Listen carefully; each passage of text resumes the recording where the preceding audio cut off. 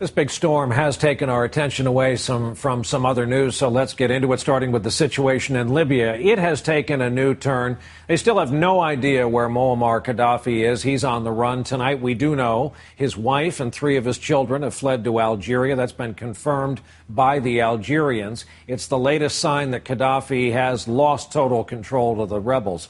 Meanwhile, there's news tonight about the Libyan mastermind behind the bombing of Pan Am 103. And our chief foreign correspondent, Richard Engel, has the latest from Tripoli.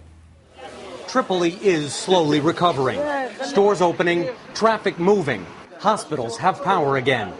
But one notorious patient has now left the hospital. Abdelbasit al-Megrahi, found guilty of the 1998 Lockerbie bombing, allegedly dying of cancer and released by Scotland 2 years ago.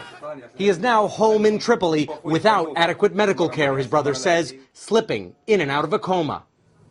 And there's new evidence of Gadhafi's brutality against his own people. In the central hospital today, 25-year-old Amir Aoun clings to life. He was one of Gadhafi's prisoners, shot by his guards as rebels advanced. They tried to slit his throat, but the knife was too dull. Ragab Dadeh was one of 200 prisoners marched out of his cell last Thursday and shot by Gadhafi loyalists. I think there were 3 of them, and they were shooting constantly. He was left for dead, he says, and at least 40 others were executed. Nearby, rebels uncover a huge weapons cache.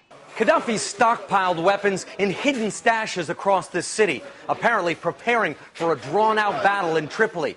This was a private farmhouse. It's filled with thousands of cases of ammunition. And Gadhafi himself, still at large, is now a figure of ridicule here, pictured as a rat and in a toilet. At a checkpoint, rebels search using a photograph of how Gadhafi might look dressed as a woman.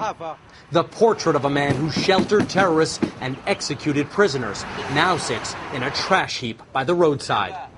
Richard Engel, NBC News, Tripoli.